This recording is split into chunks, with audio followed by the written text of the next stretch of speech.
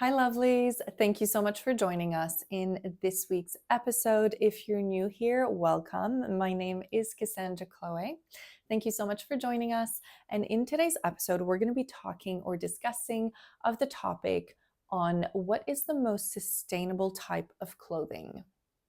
Now, in its truest sense, the most sustainable clothing out there is really the clothes that you already own. The biggest environmental impact from clothing is not only from the materials themselves or the manufacturing processes, but rather from the overproduction, the overconsumption, and the underuse of it all. So, keeping garments in use for longer that you already own is the single most impactful and beneficial way to reduce fashion's environmental footprint on our planet. And there are numerous ways that you can go about doing that, such as washing your clothes a little less often if not necessary, or washing them by hand simply to maintain its quality, repairing them yourselves. If it's talking about mending a button, like there's so many different ways that you can go about that, which we've discussed in some of our previous videos at length. I'll link those down below for you to have a watch. Again, those are all of the best ways to help reduce the industry's impact. Now, for the sake of this video, of course, when it comes to you guys getting out there and shopping for new clothes, you're gonna want to look out for a few key pointers. And the first one being you're gonna wanna make sure that the clothes are made from natural and responsible materials. And those are clothes that are made with natural fibers and that are not grown with the use of harmful chemicals. Clothes made from natural fibers that are grown without the use of harmful chemicals and also allow for regenerative agricultural practices. Now, those materials would really be like the top sustainable options.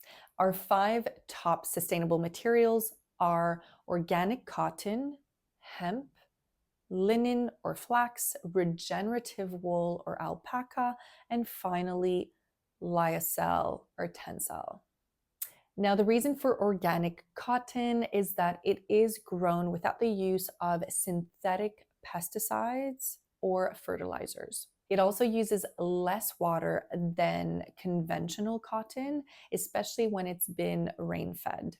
And finally, it degrades naturally at the end of its life. Now, our second material we mentioned is hemp. And hemp is really one of our top sustainable materials. And the reason being is that it uses little water, it grows very fast, and it also enriches its soil. It's also naturally pest resistant, which means it requires very little or just no pesticides. It's also strong, breathable, and biodegradable. Our next material we mentioned was linen or flax. That one uses minimal water and is low on the environmental impact. It's also durable, naturally moth resistant, recyclable, and biodegradable. Our next material we spoke of was regenerative wool or alpaca. This one comes from farms which practice regenerative grazing, improving soil health, and sequestering carbon. It's also long-lasting, repairable, and fully biodegradable.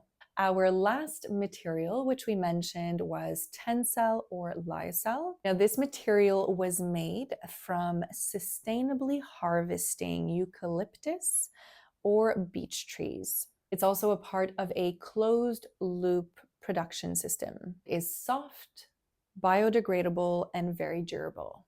Now, our second key feature as to which is the most sustainable type of clothing is that it uses recycled or circular materials. Now, these materials made from pre or post consumer waste help reduce the demand for virgin resources. So, for example, that would be made from recycled cotton or recycled wool. These are made from fabric scraps or worn garments. It, of course, saves water and energy compared to creating new fabrics, and in turn lowers the environmental footprint. We also have a recycled polyester. Whenever you see the little code R capital PET, now that is made from used plastic bottles, of course, in turn, keeping plastic bottles out of oceans and landfills. Unfortunately, with this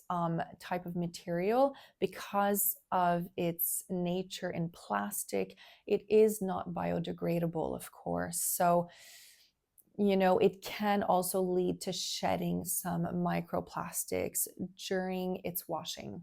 And lastly, we've got our circular fashion materials. These include innovative closed loop textiles, which are fully recyclable. As an example, brands are starting more and more to develop products which are meant to be disassembled and remade as part of the whole closed loop system. Now, our third key aspect to the most sustainable type of clothing has to do with secondhand, vintage, or upcycled. So, secondhand clothing, as we've discussed again in our previous videos, we'll link those down below for you for more detail on this topic.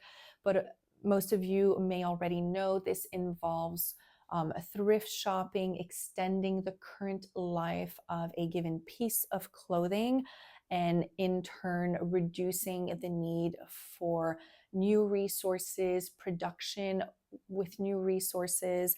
This can all be done through various platforms or ways: in-person thrift shopping, vintage stores, clothes swaps.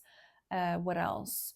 We have online resale platforms. These are all different methods of practicing this. With respect to upcycled or reworked clothing, that all has to do with mending together old garments, using textile scraps, that sort of thing, and creating a new item or piece of clothing with those scraps. Now, this option is, of course, fantastic because it'll keep garments out of landfills, give items a second life, and it also can lead to really unique and creatively repurposed clothing. Our fourth key aspect has to do that the materials have been designed for longevity and low impact. So clothing design matters. What that means is that even the most sustainable materials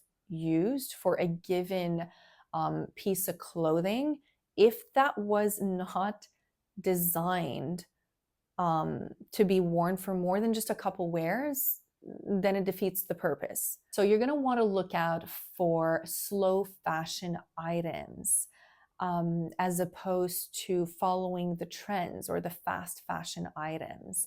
You're also going to want to be looking at quality and durable construction of the design, stronger seams, that type of thing. You're also going to want to be looking at repairable designs where you can yourself switch up the buttons. If one falls off, you can easily put one back. And lastly, it's modularity. That means items that can be layered together, that are more adaptable and used across multiple seasons as opposed to just one given season.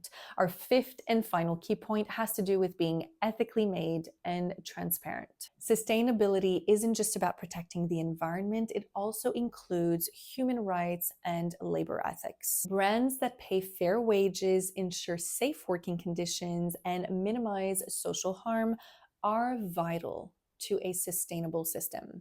Now, you're going to want to check for certifications. There are a number of certifications out there, but just to name a few, you've got GOTS, which means that it's organic, anything fair trade, Ecotex, There's also that B Corp certification, which we spoke ample in our last video. These are just a couple. You're also going to want to look out for a supply chain transparency and also a small batch or artisan made production. Just to recap all of that, because that was a lot of information, you're going to want to avoid a few things. So, those main things I would say, just try to avoid fast fashion items as much as possible. Look, we're never looking for perfection, right? As long as you're taking small incremental steps one day at a time that are in the right direction, that's as much as we can expect from one another. So again, avoid fast fashion items, avoid buying into synthetic fibers and blended fabrics. Examples of synthetic fibers are polyester, acrylic, and nylon. These fibers are derived from fossil fuels and they shed microplastics and they're just not biodegradable. With your blended fabrics, an example of that would be like a cotton poly blend. Those are just much harder to recycle and they don't tend to last as long. They're just not as durable. So bottom line, your most sustainable clothing will be that which uses low impact, regenerative materials, which can also be reused, repaired, recycled, also promotes safe working conditions, and fair labor practices, as we mentioned, and can just really stay in your wardrobe for a really long time. Thank you so much for having watched today's episode. I hope you've learned something or enjoyed it.